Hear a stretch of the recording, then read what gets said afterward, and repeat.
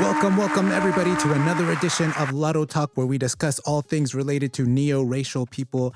I'm El Mulatton, and tonight we're going to be talking about racism and white mom biracials. There was a recent incident that happened, video going viral. We're going to look at it. We're going to analyze it.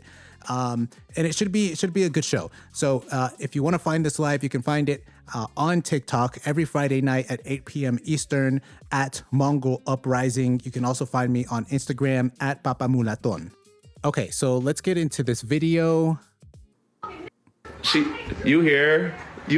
She says stupid. There you go, yup. That's Julie for y'all. I'm posting this shit. This Julie. I don't care. That's This the real Julie. Tell everybody. This ain't the fake shit. Y'all probably right at UTMC. She is racist. You heard her. All right, that's it. Oh, man. That was freaking brutal. That was brutal. Okay. I think I had an image. Boom. Okay, here we go. Where's my topic at? Okay, here's the topic. It kind of covers her face, but it's kind of deserving. Racism and white mom biracials. Okay, so so I don't know all the details of this. This is a fresh story. This is something that just recently came out. I think this is the only video we have. And there's not too many news outlets covering this. There's a few like small ones. And basically, the guy you see at the top left, he's the one that recorded this video. That was his mom. His mom is on the right, the top right you see. And all we know is that he was in her house and she started calling him the N-word.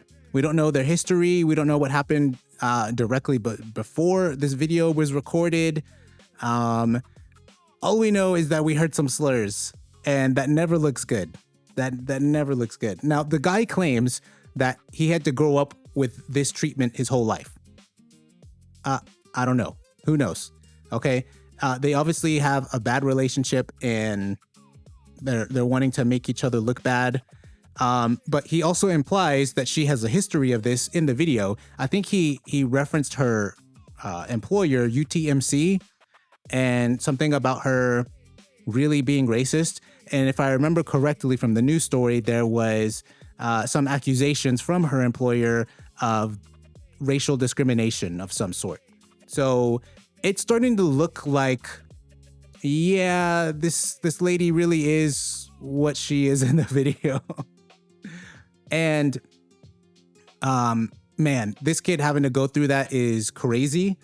Even as an adult, you see in the picture, he's got a son. I think he's got multiple kids. He's an adult. He's got his own family.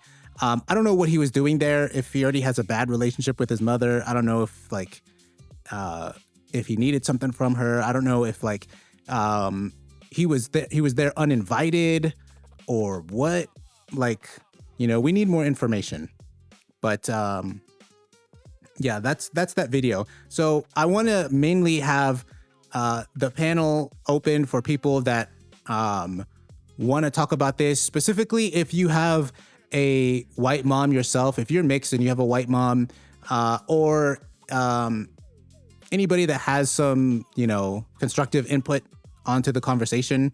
Also, actually, not even just people who have constructive input. Even if you're someone who tends to have, let's say, disdain for white mom biracials, because that's another thing I need to mention is that mixed people with white moms, specifically Lattos with white moms, they get a lot of heat online. I don't know if it really happens in real life. I'm not one of them, so I don't know. My mom's not white. So there's going to be a lot of people who are going to see this story and they're going to be happy about it. They're going to be delighted. And I want to hear from those people because I can't understand that position of enjoying the suffering of others. But it's whatever. So you know what? Panels open.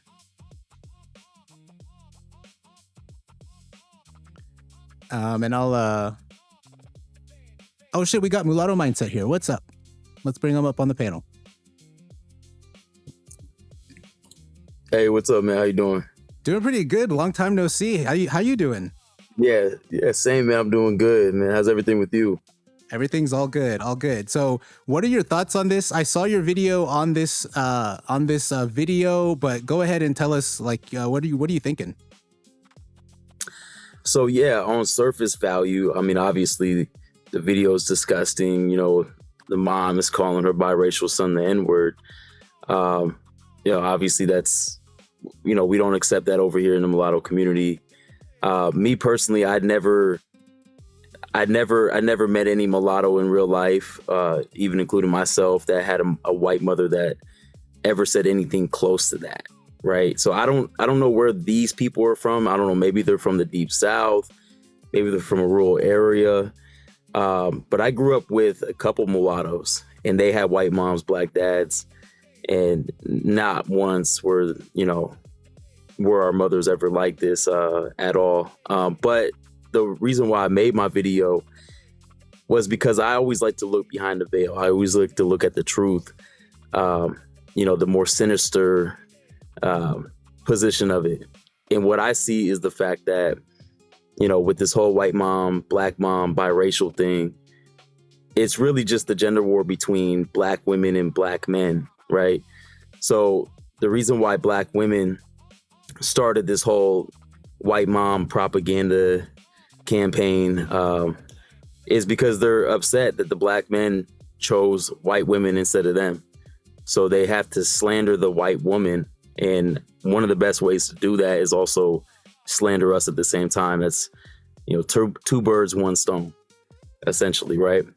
And, especially like when biracials, mulattoes, when you play into that, even if you have a black mom and a white dad, what you're doing, I mean, you're still hurting yourself as well, because these people don't accept you whether or not you have a white mom or a black mom. I mean, there's plenty of videos and evidence of black mom biracials getting treated exactly the same as us, as, people with white mom biracials.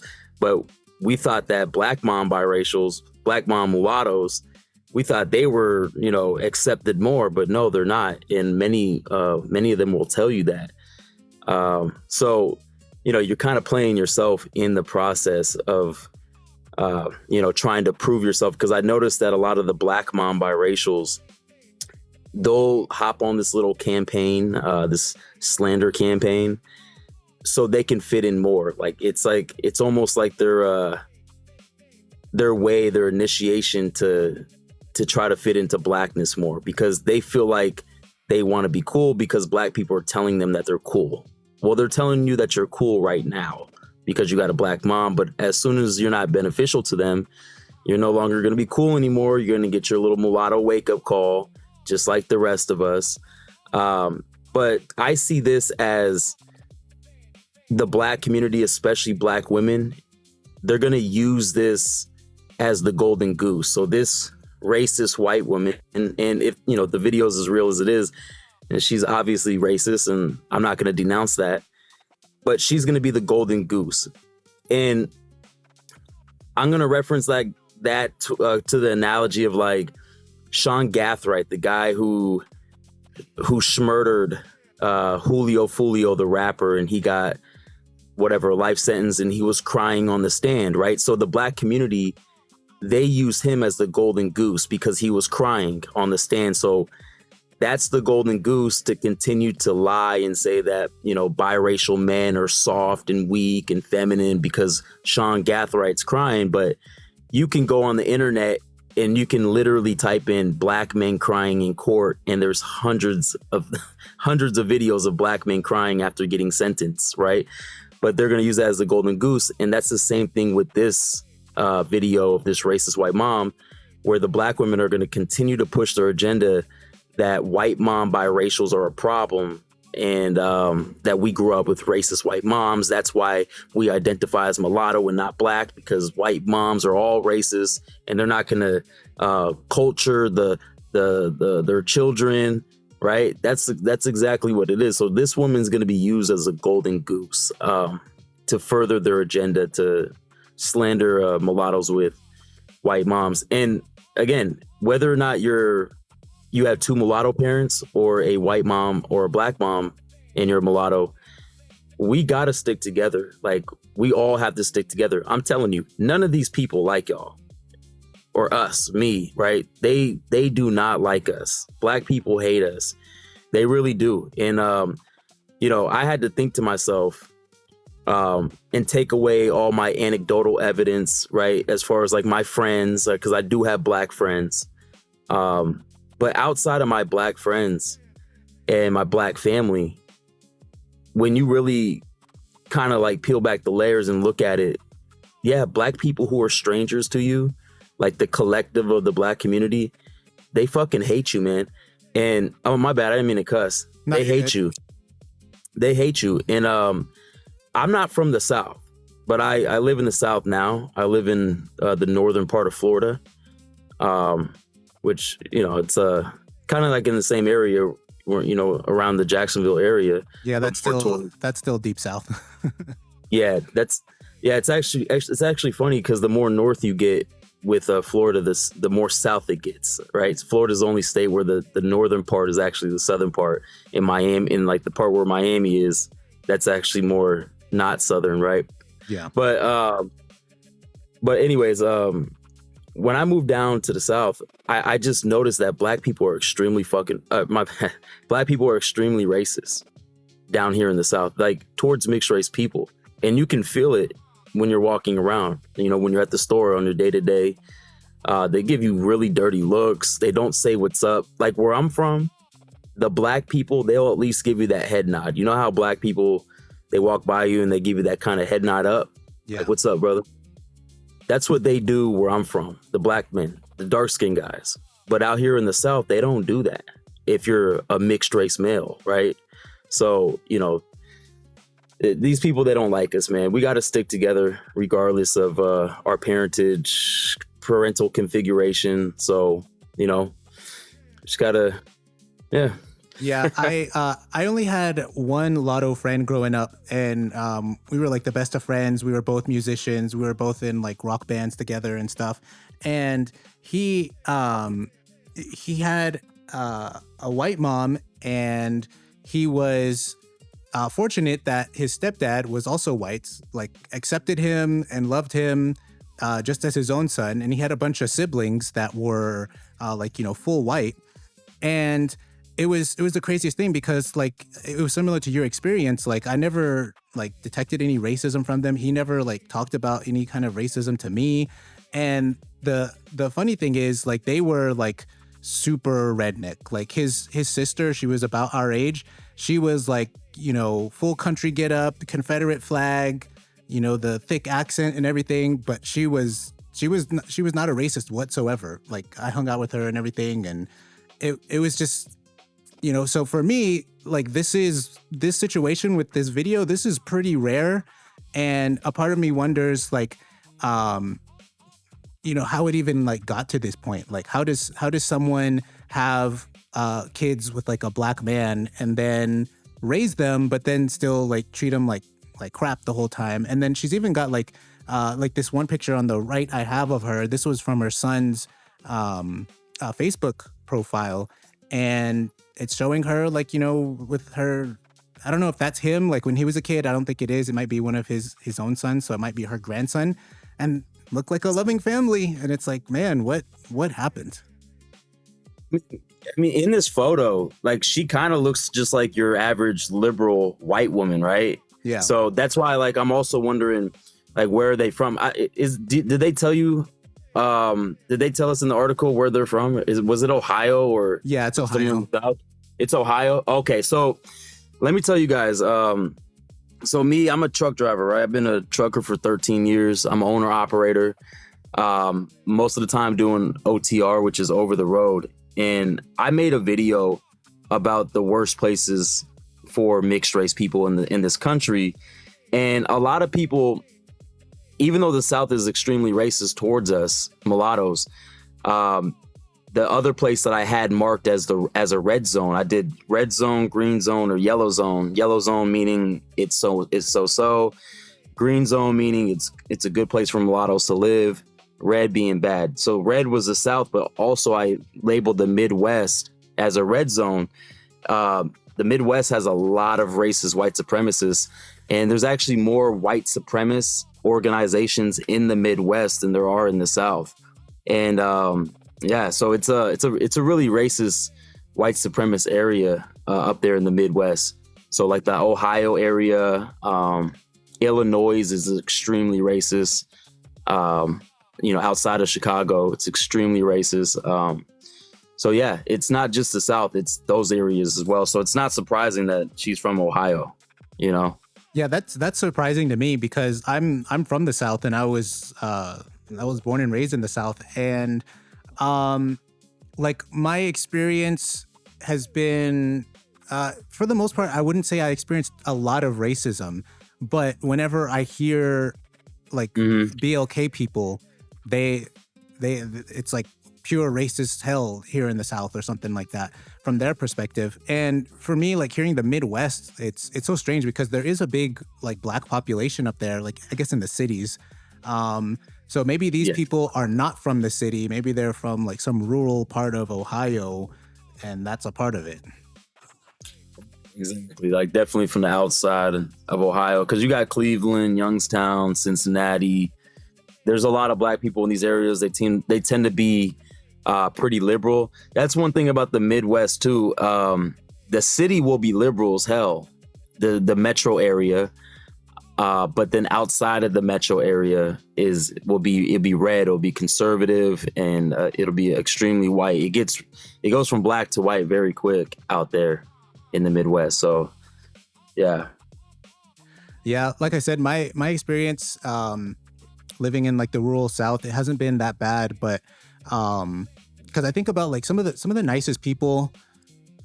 Okay, there are extremes, I would say. Some of the nicest people I've met were like super rednecks, but then also some of the most obviously racist people too. Same with like mestizos, like some of the nicest people that I've known, like good family friends, are mestizos, but then some of the worst racists like imaginable have also been mestizos. So it's like there's not much of a middle ground. And okay, so here's my question.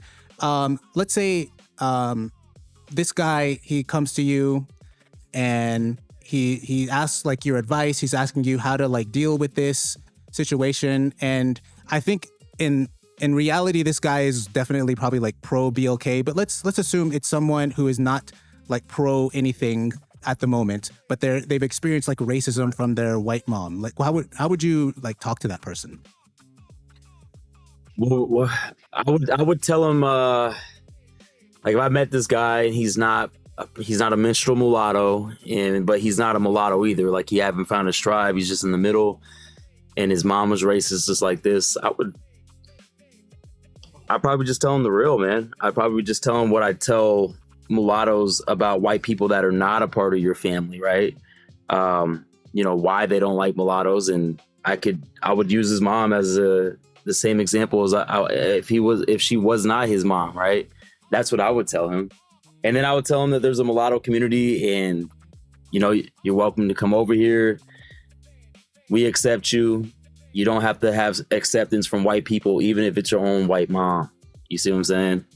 So, or your own white family. So you don't have to seek acceptance from anybody that doesn't like you, family or not.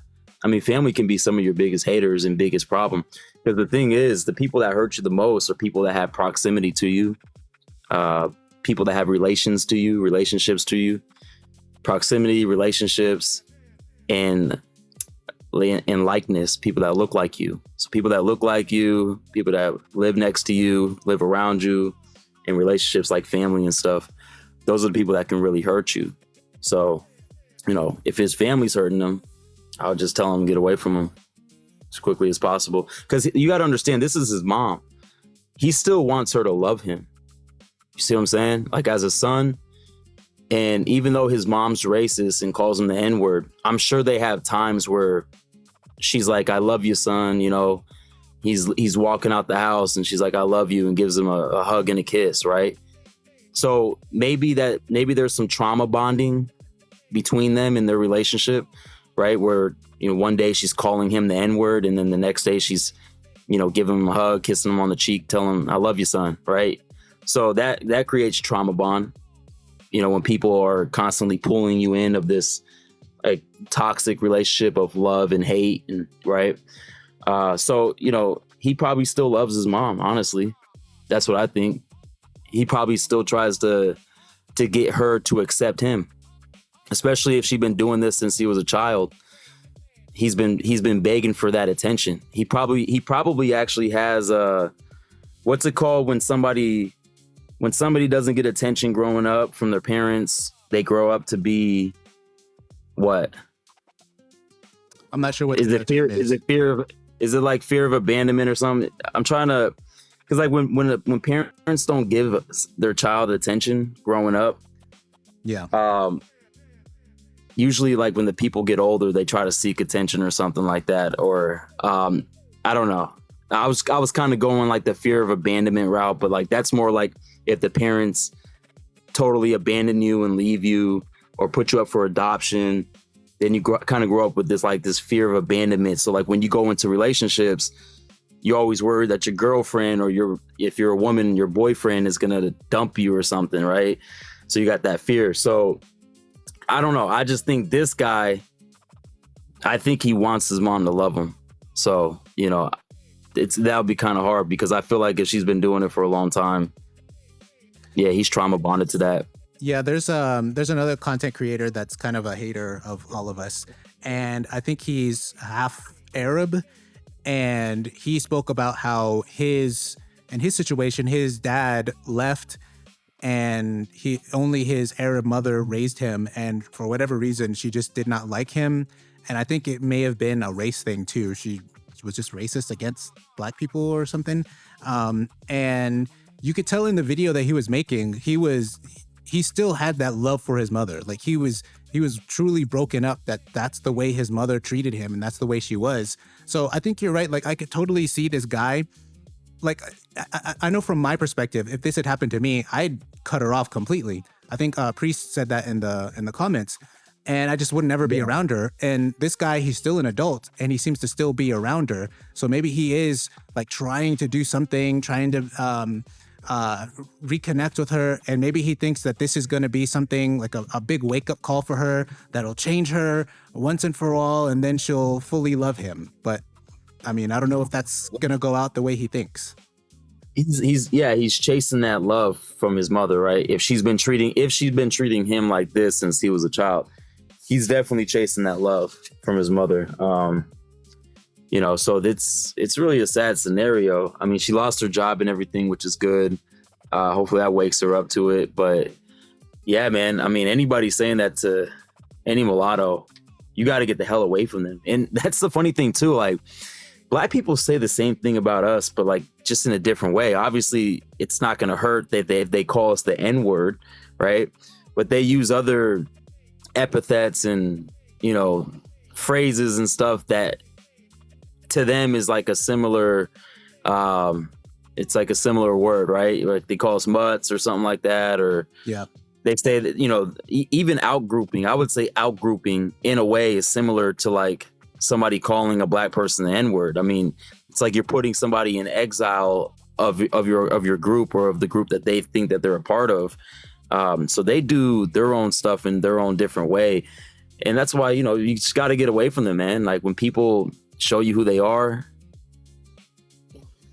believe them, Yeah, definitely. Yeah. I was fortunate that I didn't have any like racist people in my family, and I remember I had a cousin. He made a racist comment to my dad about my mom, and I don't think he was being serious. He was probably like 10 or less, something like that. And my dad like corrected his ass like real quick. And it can be hard for people to like try to cut off family, especially if you're someone who only has one side of your family. So I don't know what this guy's relationship is like with his dad. The dad hasn't been mentioned at all in this situation. So yeah, I mean, it's crazy. I mean, I couldn't imagine growing up and having this kind of like family drama. I know a lot of people that have family drama, and my family just does not have any drama at all, man. I mean, we have a little bit of drama. You know, I like, for instance, like there was a couple aunts that were like fighting for the matriarchy position in the family. They wanted to be the head of the matriarchy, but that's like the biggest drama that I seen. But that was like between them. That was like the women. The men, we weren't a part of that at all. We were like, oh, you do your own thing.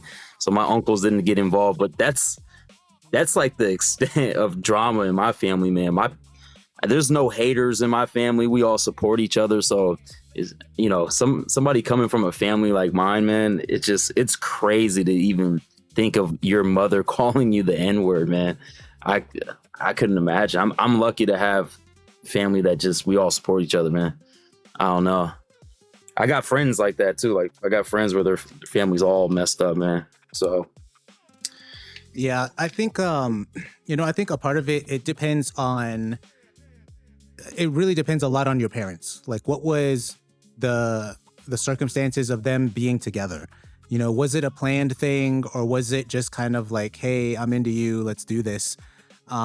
Because you end up sometimes where the parents just don't pick like a good quality mate. Like, I don't want to try to judge this guy's father, but I mean, were there signs that this woman was like this and you still like had kids with her? Like, you know, I feel like there's a right way and a wrong way to do race mixing. And unfortunately, sometimes this looks like it's a case where they did it the wrong way. I don't know. I'm assuming. You know, maybe, and also like his father, did they say that his father was around, or nothing about his father? I didn't see anything about his father. Yeah, neither did I. And what I'm thinking is this also could be a case of maybe the father left and now she's bitter towards, you know, black people and black men, right? And of course she's going to think that her son is black. She probably one drops her son. Yeah, she explicitly, so, you know, he said that she calls him her black son. So right, she one drops him. So, you know, because the father left, the black father left, now it's like, you know, F all BLK people in her mind, including my son. Because I'm not gonna lie, I've had similar situations like that. I'm not gonna say the race or the ethnic group of the person that did this, but a long time ago, over a decade ago, I was in my house and there was let's just say that there was a home invasion event that happened. I got stabbed in the process of it, right? I got a big scar on my arm. And I hated people of that group of people for a very long time, to the point where like I would even like try to physically assault these people randomly. You know what I'm saying? Yeah. Because that person of that group did that to me for no reason, no apparent reason, just random house. And it happened to be mine, happened to be my apartment. And yeah, I hated people of that group for like maybe like a year and a half, and then it stopped. But what I'm saying is, because if the black father left, maybe now she has some type of disdain for black people. But I understand that coming from that incident that I told you, that was the one time where I was like, you know, I had to check myself though. I was like, look, bro, like that was just an individual event. That was him. That wasn't anybody else within that group. Yeah. You know, because I was just so angry and mad at the time, man, because it was like almost died, you know, so he basically almost deleted me. If it wasn't for the fact that I couldn't defend myself, like if I couldn't fight, if I couldn't defend myself, I would have been done, man. But yeah, so that's wild. Yep. Man. I can understand that. I have a similar story, not as extreme as that one, but it was basically when I was like a kid and when I was a teen, like every Asian that I had ever met was just a dick to me. And I have, I hope Eurasians isn't here. Eurasians is a good mutual of mine. Cover your ears, Eurasians. But like it just that just was the case. And then Asians that I knew of, like they had like bad reputations. I think we all know some of the stereotypes of like Asians and stuff like that. And so like growing up, I was just like, man, I don't like them. And then it wasn't until like I got to about like college and I had like some Asian friends that were actually cool. And I was like, oh, okay. So it's like, you know, not all of them. And I can't like go around like judging an entire group of people because of how some of them treated me, you know? And so it's really easy, you know, so like I said, mine's, you know, that's a tame story. Yours and maybe hers are more extreme. Like with hers, it was a brutal breakup, a lot of trauma involved. And like you said, she's just like, you know what? Anybody with melanin, I hate them and I'm going to make sure they feel pain. And he was just unfortunate to like be just like a very close punching bag for her. Exactly. So it's like, you know, yeah, I think that's the case for that, man. That's just it's unfortunate. I mean, I hope he finds our community, man. I hope he really does. So, you know, he can have a place where he doesn't have to feel like he's begging for acceptance all the time from monoracial people. You know, that's one of the biggest issues that our community has. Like, you know, but I'm looking at it. I'm seeing more and more people like speaking up, mixed race people. And you know what's crazy? I don't know if you can look this up now. So right before I went onto this live, like I just seen your TikTok message. That's why I came on the live. But I was in the middle of making a video, and the video, I'll give you guys a little spoiler. The video is about the Wikipedia page. And if you can go online right now, I don't know if you can share screen or whatever, but the Wikipedia changed the mulatto page. So when you type in mulatto on Wikipedia, yeah, I noticed, because I'll check it every 4 months or so. 3-4 months, I'll check Wikipedia just to see if they changed it, because it always said mulatto is a slur and derogatory, you know, the whole spiel. So now the Wikipedia page says that it's inherently whatever derogatory, but there's now mixed race communities that are using it as a descriptor in fighting against people that are non-mixed race or they're using mulatto specifically, non-mulatto, that are saying that it's offensive. So basically they're saying that there's a community of people, mulattoes online, that have reclaimed the word and they're using it as their descriptor. And they're also calling out people of non-mixed ancestry that say that the word is offensive. That's us calling out who? Black people, that the word is offensive. I was like, dude, these people are really watching us. And, you know, I got a message from a woman a few weeks ago. It was like maybe a month ago. We were going to do a live stream together, but she works in the DC area and she knows a bunch of analysts and lobbyists. And she said these people are watching all of our content, not because we're doing anything bad, but analysts and lobbyists watch our stuff because they need to like kind of predict the outcome of the next elections and stuff. And what they have been noticing was more and more mixed race people, specifically us mulattoes, are not voting Democrat anymore with the black community. I guess most of us are either voting conservative or like independent. I don't know. I don't vote and I never will vote. But this is what she's telling me, that they are noticing a trend even in our voting, that we're kind of swaying away from the typical, you know, black people vote Democrat only because your grandmother voted Democrat. So, you know, I find it very interesting. So I feel like they are, they're paying attention to us for sure. Yeah, you're right. I got it pulled up and I'll read this part. Yeah, right here. The second part, it says, although it has been employed in derogatory contexts, some mixed race communities reject the claim that the term is inherently offensive and instead regard it as a descriptor that has been mischaracterized by individuals who are not of mixed race origin. Yep. Dude. And you can see Wikipedia shows you the revision history, like where they kind of change stuff around. If you go to the bottom of the page, I seen a little bit of it, but they didn't really talk too much about them like changing that part. But I know for a fact that was not there 4 months ago. That was not there. It only said that mulatto was a slur, it was derogatory, the whole spiel that they say. but it did not have that part, or else I would have already made a video on this, right? About that, because I know that's about us. We're the only mulatto community that is doing exactly what they're saying that you highlighted, right? So, you know, even though it seems like we don't get a lot of views, it's not about like how many people are viewing our channels and our videos and live streams. It's about who's watching, right? It's like quality over quantity type of thing, right? Yeah. But they're clearly watching us, which is a good thing, right? So I feel like more and more mulattoes are going to find us, and hopefully that dude with his racist white mom finds us, man. Yeah, I'm looking at the history here. I'm trying to figure out who made the change. I might have to. Yeah, that's what I was trying to look for too, man. I was trying to see who was like, when did they change that, and who did it, and why. Yeah, because I've seen people try to do this before. They've tried to add that some communities don't find it offensive.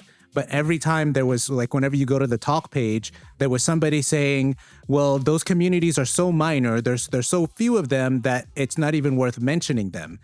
And it almost always gets reverted and changed back, or that portion deleted. So yeah, we should all keep an eye on this and see how long that stays up there. Yeah, definitely. And of course I screen recorded it, because I did a screen record when I was talking over the screen record. But yeah, man, I'm definitely dropping that video to keep it on record, because I mean, that's important, man. That really shows me a lot that they are watching us for sure, because we are the only people calling out the fact that why are monoracials telling us and having dominion and ownership over the word mulatto being offensive or not. And then especially, of course, you know, when they say the N-word, man, like that's just like the biggest way for them to lose right there. Like that's their biggest loss, is that the fact that they use the N-word, man, you know, and they don't say anything about it. And it's just totally okay to say the N-word 1,000,000 times in a rap song. But then tell us that we can't describe ourselves as mulatto. It's just, but people are seeing it, man. And that's good. More mulattoes are waking up. I just seen this new mulatto that I reposted on my page, and he just started making mulatto content, a younger Gen Z mulatto, and he's coming into the mulatto consciousness, like according to the videos that he's dropping, man. So yeah, I mean, we're reaching people, which is great, especially like the younger Gen Zers, man. We need to get more of them on board, because I mean, they're the future. You know, we're already old, man. You know, I'm a millennial. We're already old. Like, we're already halfway out. So, yeah, I'm really liking the amount of like content creators we're seeing out there. Even like people that just like passively make content, like that is still good too. You don't have to like necessarily be like freaking mindset here, uploading like 4 or 5 times a week, but you know, just putting content out there. Yeah. You know? Yeah. And you know, it's very tiring for me to put out that much content, man. I was going to take a couple days off, but I need to get this video out with this whole Wikipedia thing. I'm going to drop that later on today, but it's tiring, man. It's extremely tiring. I do want to take some time off, but yeah, you deserve it. So I noticed here that there's the person added a source, and whenever you click on the source, it goes to this website, Critical Media Project, and the page that it takes you to is this Mulatto Mixed Race in America. It says this 2010 documentary short by director Sterling Hudson explores how mixed race Americans conceptualize their personal racial and ethnic identity. This doesn't look like a familiar documentary that I've seen before, and I don't recognize this company. Like, what's the name? CMP, Critical Media Project. Okay. Yeah, Critical Media Project. And it doesn't look like this is a solely based on race, because when I look at their top here, I see age, class, disability, gender, LGBTQ, race, ethnicity. They seem to cover a bunch of projects related to different identity groups. So I need to look at this and look at this video and see what their approach is. Because apparently whoever added this Wikipedia entry cited them. And so it has to be the case that they're supportive of this view, at least to some extent. I don't know how much they are in our corner or not, but this is definitely something to look into. Yeah, in that video, are you allowed to play that on here, or is it gonna copyright you or something? I don't think it'll copyright me. Let's see what we can do here. See what this guy's talking about. When you think of yourself, do you think I'm black, I'm white, I'm neither? My mother is black. His father was a black man from Kenya. His mother, a white woman from Kansas. My mother is Jewish. That's my religion. But my race, I'm black.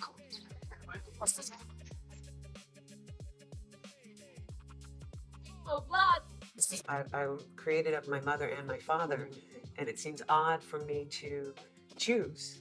My mother is white and Jewish, and my father is black. Once you have black in you, you're black. What? What? What? I'm half black and half white. My mother's white.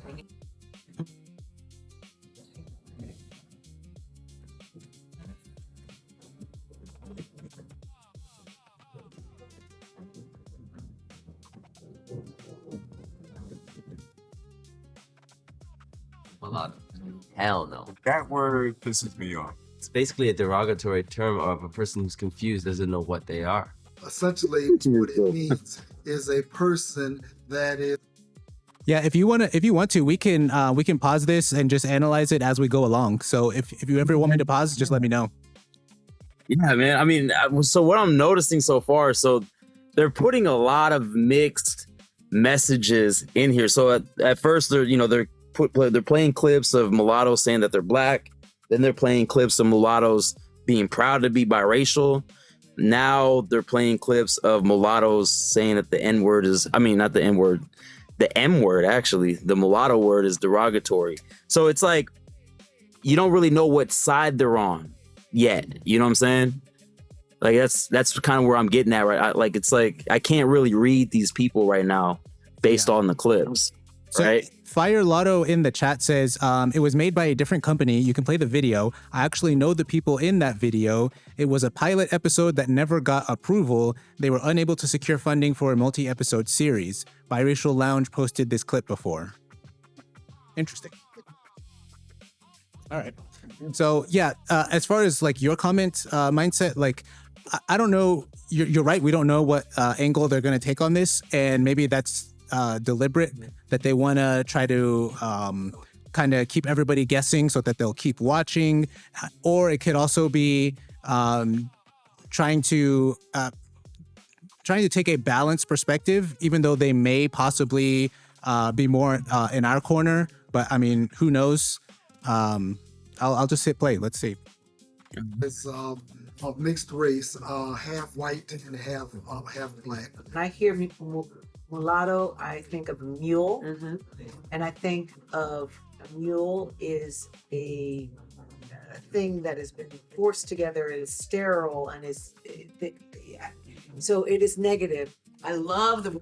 So for those of y'all who don't know, I made 2 videos, very short videos on my TikTok and on my YouTube, addressing this argument that she made. And it basically compares mule, because let's take it at face value. Let's say 100% it came from mule because they hated us and they wanted to call us and compare us to an animal.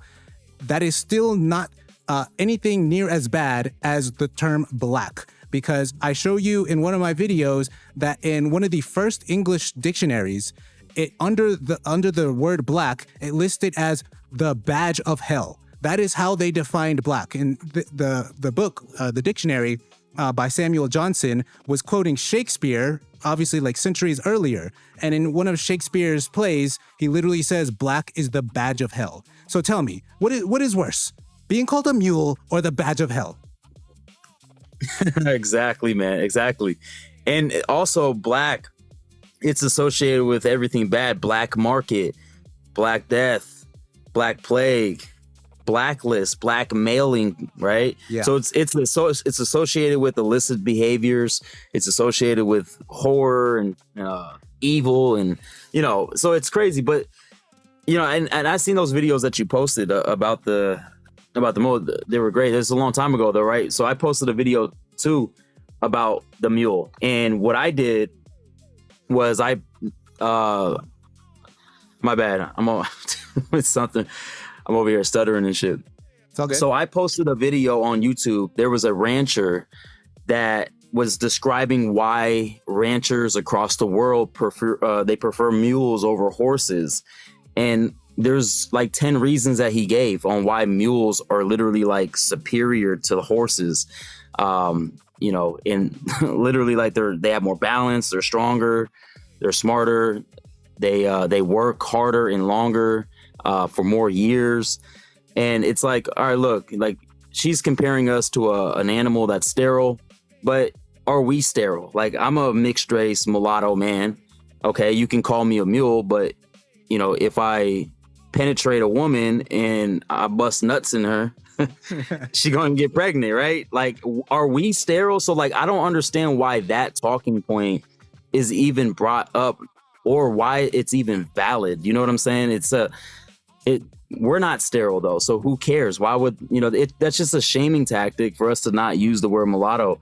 But yeah, mules are excellent animals. I mean, so I don't understand why a mule is not considered a good thing, It's not really a good argument. And it's also like, there's first order thinking where you only just think at the surface level, and then there's second, third order thinking where you start to think a little bit deeper about a subject. And the whole mule thing, it's just first order thinking. They just immediately hear someone say mulatto meant mule, and then they're like, well, that's it. That's all I needed to hear. I hate that word. And they never go deeper. And right. And also for everybody, I will be coming out with a timeline I'm working on of the mulatto identity, where we go like really deep into the history of like where it came from and how it was applied. So it's gonna be very, very eye-opening. But yeah, this mule stuff, this is just people who aren't thinking that much, and honestly they just want to, I think a lot of them just want to be accepted. So they're just like, hey, I don't want to like ruffle any feathers or anything. So I'm just going to avoid that word at all costs. They got to constantly walk on ice like Tariq Withers, right? Tariq Withers, he's always constantly saying that he doesn't want to take up space within the black community because of his white privilege. And it's like, man, I don't know why anybody wants to be a part of a community where you're constantly walking on ice. The littlest thing that you say could literally get your barbecue card taken away from you. Yep. You know what I'm saying? So, I don't know why these people want to be a part of that community. But yeah, these people are clearly not the critical thinkers. They're the followers.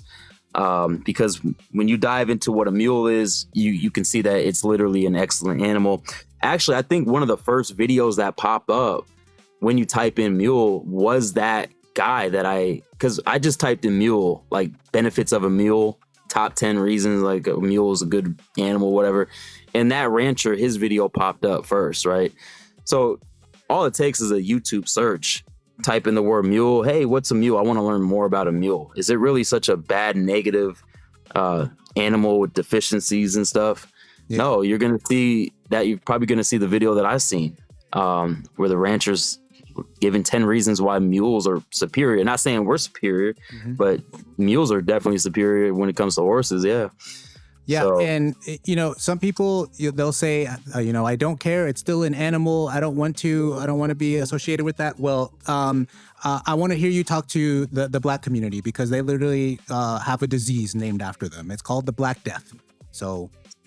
Exactly. And also, same thing with white folks too. Like they have so many reclaimed words. I just stumbled upon a new word, which I'd known about for a long time. Like, especially if you've seen the show or the movie Shot Collar. But peckerwood, right? The woods. Peckerwood it's a bird, right? Yeah. And that's a reclaimed term that the rural Southern whites have reclaimed. Also, hillbilly is reclaimed. There's how many movies have the word hillbilly in it, right? If you type in movies with the word hillbilly on it, there's like hundreds of movies. Then also redneck. There's so many movies that redneck this, or shows redneck that, redneck this.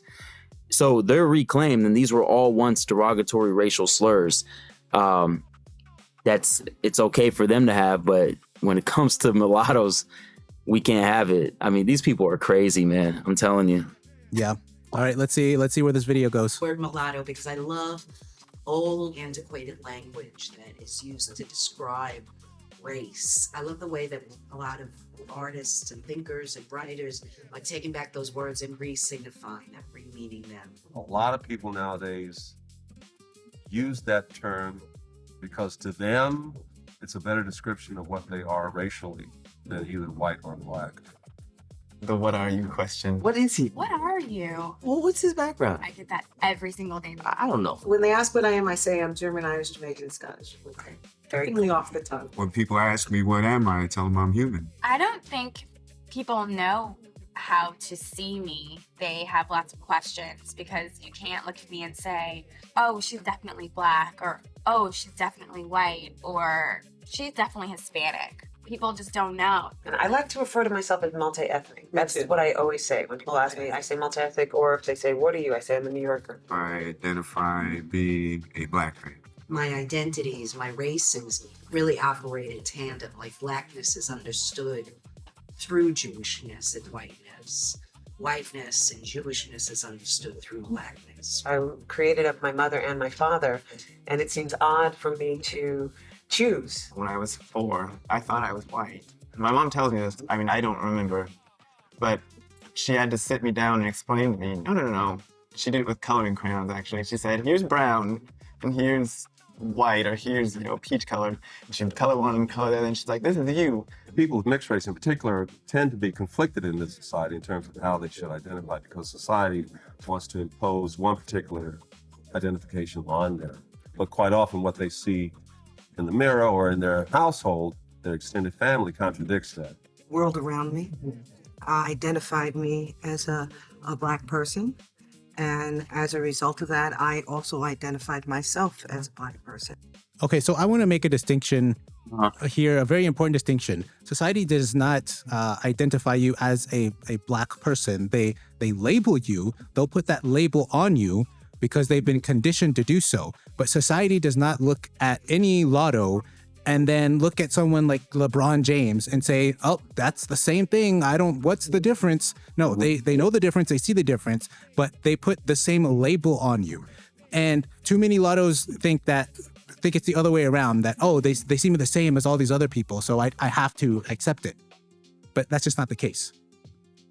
Yeah, exactly, man. I'm like 100% true. I mean, there was when I was in Da Nang, Vietnam, I met this cool Canadian dude. We were at the beach chilling, talking. He's a big business owner, multi-millionaire dude, whatever. He referred to me as black. He was a very liberal dude. Like, this guy's like a hippie, but he's a businessman. He's a CEO. He referred to me as black. And I was like, I'm mulatto. This is when I was just out of town too, like a couple months ago. So, I definitely checked him on that. It's not when I was before making content. This was very recent, like 3 months ago. And I was like, no, I'm mulatto. He was like, oh, I thought people, whatever. He said, like, I thought people in America, I thought you identify as black. I thought mixed race people identify as black. I was like, no, we reclaimed the term mulatto, and I kind of broke that down. But he didn't call me black because I look black. You know what I'm saying? He knows I'm mixed race. He called me black because he believes that's what Americans call mixed race people, right? The one drop rule. Everybody knows that. So they think that you also want to be called black. It's the easiest thing for them, right? Because think about it. For somebody who doesn't know that we're reclaiming the term mulatto, right? And they know about the one drop American rule, they're not going to be like, hey, what's up, man? You're mulatto, right? No, because, most people in America that are mixed race do identify as black. We're a small minority of mulattoes that are like, dude, we're mulatto, right? We're the intelligent mulattoes. I always call us the intelligent mulattoes. ones with some sense. So it's less of a risk for him to call me black than it is mulatto, you know, in that kind of sense. So that's why they do that. You know what I'm saying? Yeah, they're more likely to get heat if they call you Latto or maybe even mix. They might get some heat. So they're like, okay, the safest bet, we just call him black. You know? Right, exactly. Yeah, but I like what you said. Like, it's not because we look black. It's because like there's a clear difference of Denzel Washington and me and you, right? Yeah. Clearly. LeBron James, like people know what black is, man. You know, and they play these little games with us though, but yeah. Yep. They know we're mixed. Yeah, exactly. Priest says exactly. Most Lattos identify as black in U.S. Out of societal social conditioning. Yeah, it's one of like the first things that you're trained into doing. And I don't know about you mindset, but I know like me, I was more raised like mixed. Like I don't know if they ever explicitly used the word mixed, but it was never you're black and that's it. Or I never even had like the conversation that, you know, people talk about how like, oh, the world gonna see you as black. I never had that. And I'm starting to think like those of us who did not, who weren't forced to identify as black kind of ended up in this situation where we are now, like identifying as Latto. Right. Yeah, I think so too. Like me, I mean, obviously there's times where, you know, my parents refer to me as black or African American. I guess the term back then was like African American. But yeah, I mean, obviously they would know that I'm mixed. Like when I was born, all the way up until I was probably say 5 or 6, I got pictures to prove it too. My hair was, it was blonde, like Paris Hilton, like a blonde chick. Yeah. You know what I'm saying? Mm-hmm. And it was curly. It was long and curly. But I had blonde hair, blue eyes. People know you're mixed. Like you can call me African American all you want. I got blonde hair, blue eyes, and my hair started darkening up as I got older, and now it's like a brownish reddish. It has like a red tone to it. So yeah, man. I mean, you know, you can call me African American, but you know, it just doesn't look right when the child is blonde hair, blue eyes. So yeah. You know. And real quick, I want to get your view of that term, African American, because to me, it just seems like one drop BS. But I've heard people make the claim that it's like, oh no, it's simply referring to anybody with any amount of African ancestry. And so if you do have that, then you're an American and you're of African descent, therefore African American. Yeah, I mean, there's many different angles to take on this. Number one, I do believe that, like, you know, Black Americans should be able to call themselves Black Americans if they want. Even FBA, I do believe that they can call themselves FBA. I do think ethnically they are different than continental Africans. My argument with the FBA is, number one, the amount of trash they talk about mulattoes. Number two, the fact that they think they're indigenous to America and their ancestral lineage does not come from Africa, which those are my beefs with them as far as that, right? But African American, like, from another angle, it's like, yeah, well, anybody could be African American that's from Africa and comes to America. Like Elon Musk is technically an African American if he has American citizenship, right? So, you know, a white South African is technically African American if they come to America and get American citizenship. So, you know, it's like, well, African American is kind of supposed to mean Black American, right? But you wouldn't call Elon Musk African American, but he's legit an African American, right? Yeah. So, and there's another actress too, that's like South African as well, and they have like dual citizenship over here in America too, and she is also African American. She's a white woman, you know, so, you know, probably Dutch or something because she's from South Africa. But yeah, I mean, I'll be okay if like Black Americans don't use the term African American, but then from another angle, the reason why they don't want to be called African American is because they are trying to do this whole thing where they're trying to separate from African ancestry and lineage. that's the problem. That's the reason why sometimes I still call them African American. Like if I go on one of their panels, I'll purposely call them African American because I know they don't like it, right? Because they call us black and, you know, whatever they want to call us all the time. And we're like, no, we're mixed. So, you know, they're saying it because they want to separate from Africa and their lineage from Africa. So they want to be called Black Americans. But then on another note, I can kind of see why they should be allowed to say Black American instead of African American. But yeah, it's complicated with them, man, because the whole splitting from Africa thing is just it's 100% ridiculous, man. You know, from they weren't here before. Yeah, I was gonna say, like, from my perspective or from my interactions with FBAs, it's that they don't believe in race whatsoever, like biological or anything. So when we look at it, it's like, bro, obviously you have these deep ties to Africa, but for them, all they care about is the ethnic component. And obviously, we both agreed they're ethnically different from people from Africa. And for them, that's all it is. That's all it is. And if you try to bring up race with them, they're like, race is pseudoscience. It doesn't exist. It's not a real thing. And but then they're black, but then they're black and proud, right? Yeah. Well, they say that black is an ethnic identity, and that black. This is. I'm not sure if they all believe this, but I had one guy who is a pretty prominent FBA on X. And he was saying that the black identity was created in the 60s and that black people chose to identify as black. And therefore, it's a uniquely American thing and no one else can call themselves black. Yeah, I've heard arguments similar to that as well, man. That's why they want to be called Black Americans, and like, you know, Africans can't really use the term black, and they're a very, very confusing group of individuals. I mean, their confusion runs so deep that their philosophy is literally pointed in every single direction. That because I always say this, and this might sound a little racist, but black people, their power, and this is one of the reasons why I'm so confused on why they got enslaved for so long.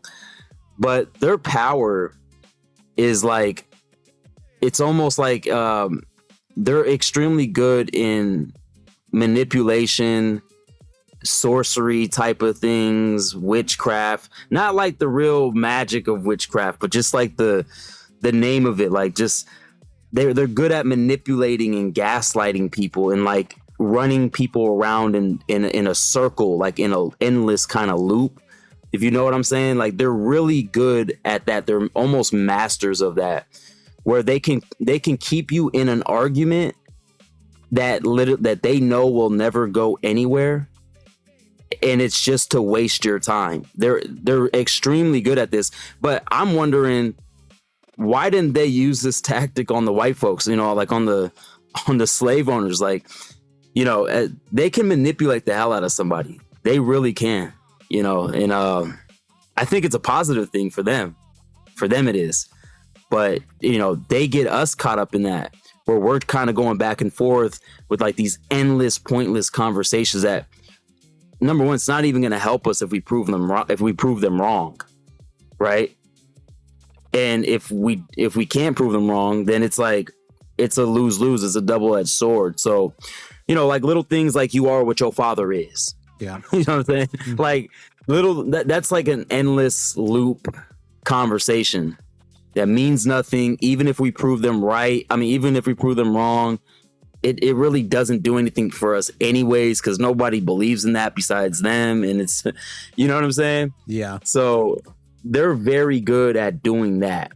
And I don't know what that's called. That's why I called it like witchcraft, sorcery, manipulation. Maybe it's not called that, but whatever that is, they are extremely good at that type of stuff. That's what I've noticed about them. Yeah. You know? Yeah, that makes sense. All right, let's get back into the video. We are in a society that one of the ways in which people get abused is over race. People are determined it's better or worse based upon what their skin color is, what they look like, how they racially appear. I was sitting in the back of the bus on the cell phone talking to my mom. A couple of ladies who were sitting in front of me overheard my conversation. They turn around, they look me in my face, both of them do, and they turn back around and they say, "Oh my gosh, I cannot believe that's a Black girl talking like that. She sounds so white." And they said it so loud, and I was surprised at my feeling. I just felt mortified. I was surprised that I felt that way, but I'm always put in those positions where I have to monitor the way I talk around certain people because I don't want to give off that I'm too white or too this or too that. And then the kids used to So this reminds me of something, this funny thing growing up. There was this white guy I knew. He was a cool dude.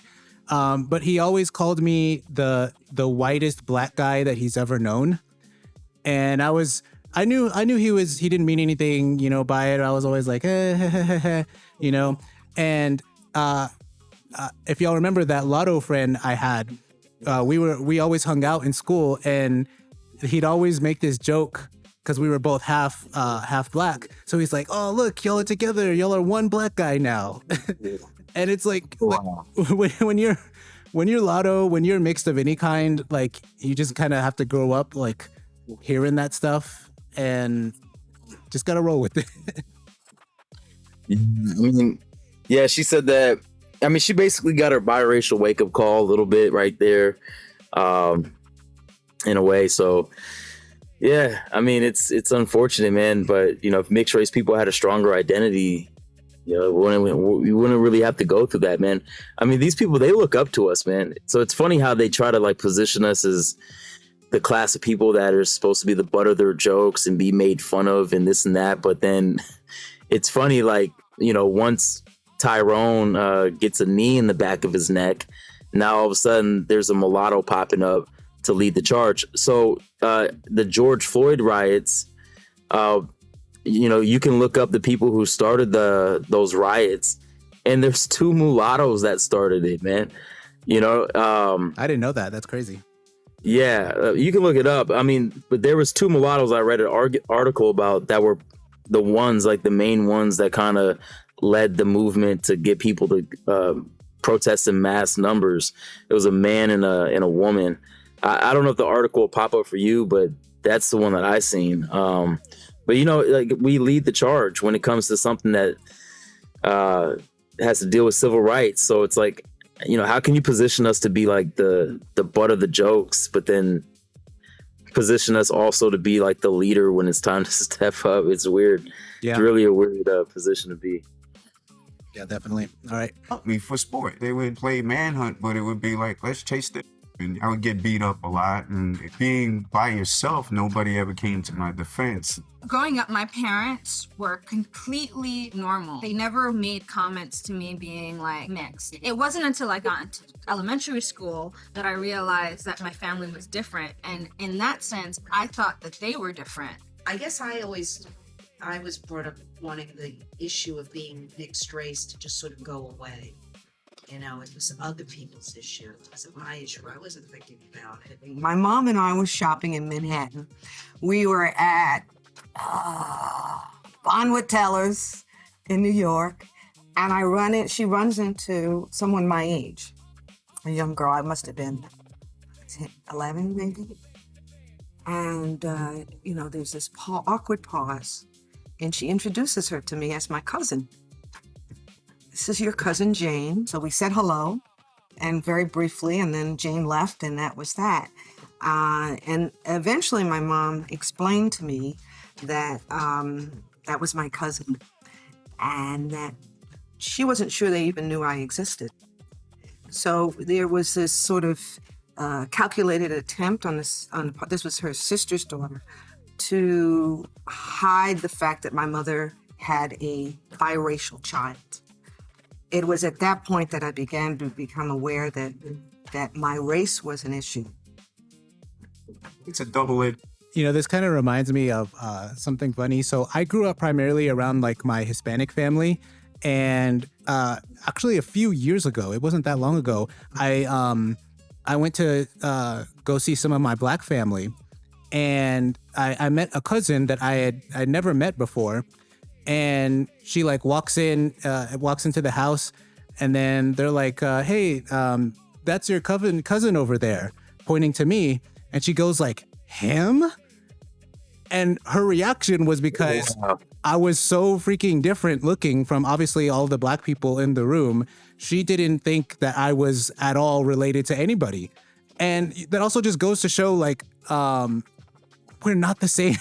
Like even just like from the physical appearance, we're not the same, and they know it. Yeah, and you know, I've had experiences like that as well, but not with my family. It was more like when one of my cousins would have his girlfriend over for Thanksgiving dinner or something like that, or a family event, right? So one of your cousins brings home a white girl, right? Because my cousins are white. I'm talking about my white side of the family. Like it was almost like their girlfriend, upon meeting me, would almost think that I'm like an outsider of the family, like I'm a family friend of somebody, right? And not part of the family. Like these are all my cousins, aunts, and uncles, and my mom's right there, right? But you know, and then when they go around the room and they're introducing their girlfriend, you know, this is my aunt, this is my uncle, this is my cousin right here, and they're almost like surprised. You kind of see it in their face. They're like, oh, you know what I mean? So I got that a few times with my white cousins' white girlfriends that they would bring by sometimes. Yeah. Not prepared to see a biracial as a part of the family, right? But now my family now has we have a few more additions to the mulattoes in my family now. So nice. I'm not the only mulatto anymore, first gen mulatto. We have two other first gen mulattoes because one of my cousins, she had 2 kids with the black guy. So yeah, you reminded me of something. That same trip where I met that cousin, I met another cousin of mine. She's older than me, but she was Latto too. And I was like, oh, we have another Latto in the family. And I think her dad was like half Portuguese. I don't know how he ended up, because that side of the family's in the Caribbean, and I guess somehow a Portuguese guy went down to the Caribbean and found himself a woman. So and I was like, oh, this was so cool. And like we kind of like it wasn't like explicit, but we kind of like bonded. Like we got along like very well. And especially for having like just met and we're both older, you know, and everything. And it was a really cool experience. Definitely, man. You know, definitely, man. I keep on seeing more and more mulattoes popping up, man. And I'm glad that I got more of my family as well. So, you know, I want to ask you a question. Do you have any like any of your white family that is like I don't know how to put this, like almost a complete exact opposite of racist? Like they're very like into claiming you as their family member? So I'll give you an example. I have some cousins on like my Hispanic side. Almost every time we go out in public and like, let's say we meet somebody, they're like, this is my cousin. This is my cousin. And sometimes it's not even necessary for you to say like, hey, this is like my cousin, but they're just like super accepting of me. And they just want to like make sure like, hey, this is my cousin. I just want to make sure you know that. I don't know if you've ever had that in your family. I can. I'm thinking about a cousin right now that have done that. Really liberal. He's really liberal. Yeah, super liberal. I mean, like the type of like white boy to, you know, go to a George Floyd protest and shit, and like ABA. What's that thing called? All cops are. Oh, ACAB. Yeah. Yeah, I've seen him post that before. I got some libs in my family, but I got some opposite too. Like I got some rednecks in my family as well. But yeah, definitely I could picture him doing that for sure. Yeah.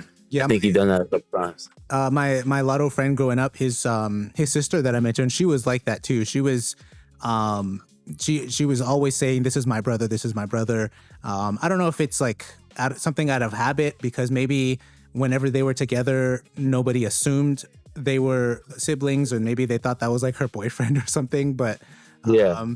She was like that too. She was, whenever I hung out with them, she was always like, "This is my brother. This is my brother." Yeah, man. Yeah, I can see how that could be. But yeah, but they want people to accept you. They want people to know that you're related to them and stuff, which is a good thing in certain ways. But it is interesting because it's like the counter opposite of like a racist family member, you know? Yeah, exactly.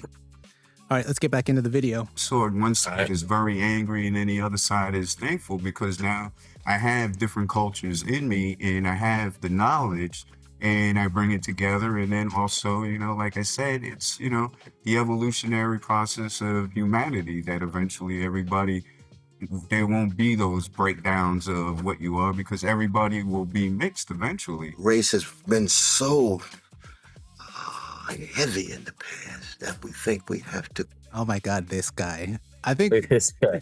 Y'all know this guy, right? Everybody. He's like the mulatto, Neil deGrasse Tyson looking type of dude. Yeah. Who is he? He's Cornel. Is it Cornel West? I think they showed his name like briefly. Yeah, Cornel West. Yeah, he's this. He's a very like a big figure like on the left politically, and he's super pro-black, and he's a minstrel mulatto. Pretty much. He ran for president, I think in 2020 or at some point for the Green Party, but like he's from when it comes like to politically, he doesn't seem like too bad. Like I'm not a left winger, but I mean there are people that are worse than him. I haven't really heard too much him talk about race. As far as like identity, but he's from politically, he's super pro-black. He obviously identifies as black, and I mean, what can you say? Man, that's crazy. Yeah. Oh, heavy in the past that we think we have to completely erase it. That's sentimental. No. What you do is you work it through in such a way that it's no longer. Bro, this is what he does. He does like the kind of like black preacher voice and like civil rights voice. Yeah, I can see this dude manipulating a whole damn stadium of blacks, man. Just the way that this dude's talking, like, you know, yeah, like what you said, the whole preacher with the deep soft voice. Like I can definitely see him manipulating a bunch of FBAs, man. Yeah. He's always, if you ever watch him, he's always referring to any black or mixed person as my brother. He always does that. Oh my God. I gotta check out more of this guy, man. Yeah, he's hilarious. Rex Walker says he is also Louis Farrakhan's friend. I'm not surprised. I don't think Cornel West is a Muslim, but he's probably, you know, pro-black enough that he'll ally with anybody. But, you know, the fundamental point of reference, but you know it's there. The bar was here, now it's here, and now we have to move it to where it needs to be so that we can enjoy our lives.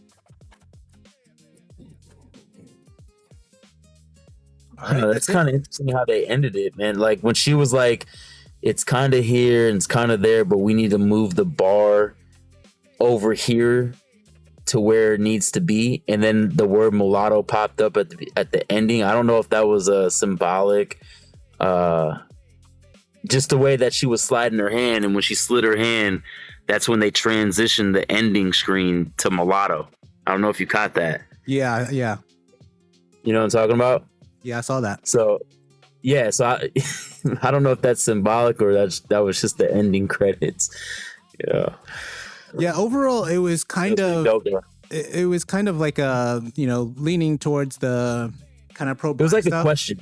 Yeah, but it was kind of, I would say it was still somewhat balanced. You know, it wasn't. Yeah, I've seen some other documentaries on YouTube that were very like anti-Latto. Yeah, I mean, just watching that whatever that was, it's almost like if the person behind the camera asked the question, "What is mulatto?" Or it's like if they asked that kind of question, like, what's a mulatto or what's mixed race, and you had like 3 different perspectives. You had the people that were pro-black, people that identify as biracial, and also people that hated the word mulatto. So I feel like the style of the video, they kind of let the mixed race people on this video decide, even though a majority of those people were minstrel mulattoes. But yeah, I seen some of the balance in there. There was some balance. Yeah. There's a few. I can't remember who it was in the chat. Someone said that this was only a pilot and they were wanting to make more. Like, they didn't get funding. I don't see how you would need so much funding to make something like this. Like, this was a 7-minute video. You basically, maybe some of these people were celebrities and like famous people, so maybe they had to pay for that part. I don't know. But I think like making a documentary, like just getting some Lattos and setting up a camera, traveling around the country to do interviews and stuff like that, that shouldn't take too much money, and like you could do it. So I don't know why funding was such an issue for this. Yeah, definitely not a lot of money, especially nowadays. I don't know, that video looked like it was made in the early 2000s or something, but yeah, I mean, now you could just set up your phone and you can go around the country and, rent one of those little RVs that says like Cruise Around America. You guys seen those? Yeah. And yeah, man, you can go do some interviews. So it's not hard to create content now. It's not hard to do documentary style videos. It's very cheap, which is good. I feel like doing some documentaries around the world, man. I want to go to South Africa, man. I want to go to Cape Town. I got some plans to go to Brazil pretty soon. So I think I might do some interviews out there, man, see what they're talking about. Yeah. In South Africa with the coloreds, and also Brazil. So yeah, every time I have coloreds on my panel, they're like, "Oh, you have to come to Africa. Y'all gotta come." And I can't remember if it was someone specific, but I remember someone saying that literally Bantu is their word. That's the word that they use. He's like, "There's all these American Bantus coming here." They call them Bantus. Oh man. Yeah, because so like in South Africa, that's where majority of the Bantus. Yeah, you have the coloreds, and then the actual like black people, their tribe is literally Bantu. There's like different Bantu tribes, so they call them Bantus, and so they call Americans Bantus too. They call Americans Bantus. They look just alike, and of course, like I've admitted it before, like I call Black Americans Bantus because they don't like it. They told me before in my comment sections, like why are you using Bantu? Like in a derogatory way. So, I call them Bantu because I know they don't like it. I mean, they say a whole bunch of things that we don't like. Like, number one, calling us black, we don't like that. So, it's just a funny way to get them all kind of amped up. Because it's weird because the word Bantu sounds racist as fuck. It sounds racist as hell. Yeah, Bantu. Look at this Bantu. It sounds worse than the N-word, but it's an actual group of people, man. It's on the DNA test when you take a DNA test if you have that kind of heritage in you. So yeah, but it's just a funny word. I think a part of it, or part of the reason why they don't like it, is it reminds them of where they come from, and they don't want to be reminded about that. Yeah, and I also call them I just came up. I know everybody been saying the word like Blackistan, but I call them Blackistanians now. Yeah. So yeah, that's another.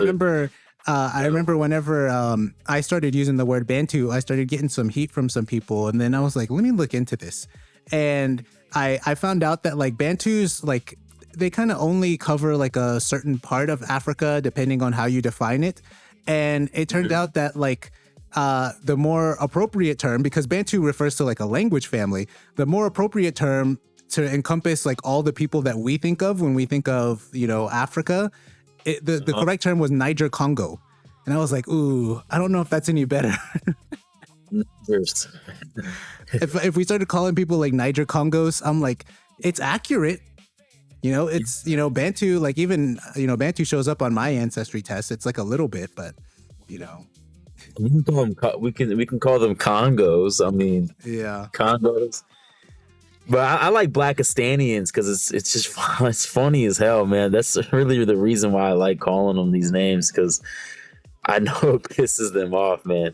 They want to be called FBA, and you know, I refuse to call them that. I do acknowledge, like I said earlier in the stream, I do think that they should be able to call themselves FBA, and I do see the ethnic difference. But when I'm in their presence, like if I'm on an FBA live stream, I'm in the chat, I'm calling them African Americans, or I'm calling them Blackistanians. You know, I refuse to call them FBA in front of them in their presence because they refuse to call us mulatto. You know what I'm saying? So yeah, that's how I get down with them, man. So yeah, that's crazy. All right, man. I think I'm gonna wrap things up. Do you wanna shout anything out? Any final thoughts? Nah, man. I just thought it was a great live stream. You know, talking about the white mom biracials, obviously doing the breakdown on this video. Shout out to everybody in the chat, Mulatto Priest, and everybody. It's kind of hard to, you know, read the chat, you know, because it'll interrupt the live stream, especially when you're on the live stream with somebody else. So yeah, you know, I seen everything. Rex, I think, what's his name? Rex Walker. I know you said that I'm one of your favorite content creators, so shout out to you. I seen that, man. I didn't want to make it seem like I'm ignoring you, but shout out to you, man. Appreciate you for supporting the content, man. You know, go hit up El Mulatto's channel and check out his videos. You know, we out here, we're trying to put a name out there for us as mulattoes, man. So, you know, we gotta stay strong in this because, like I said, black people, they do not like us, man. Like, I mean, I've come to that conclusion. So it's just better if mulattoes just identify as mulatto, man. That's just who we are. There's nothing racist about it. There's nothing anti-black about it. That's just shaming tactics, shame, insult, guilt, and the need to be right. And eventually those will pass. Those will pass because eventually it won't work anymore because there'll be too many of us identifying as mulatto. So it'll be null and void. And that's all I got to say. I know you got to get out of here, man. Appreciate talking to you. Great live stream. So hit me up about next week's topic. Yeah, definitely, man. Thank you. All right, guys. Peace, everybody. See ya. Okay, so yeah, sorry, chat. Like normally I would read chats and stuff like that, but we had mindset on the panel, so I kind of want to just focus on that. Sorry, mulattoism. I see you requested to come up. We've been streaming for a while, like almost 90 minutes, so I've been needing to end it. But definitely come back next time. Next week I don't have a topic planned, but I'll definitely let y'all know what it is. So definitely come back next time. I will catch y'all next Friday, 8 p.m. Eastern on TikTok. I'm out.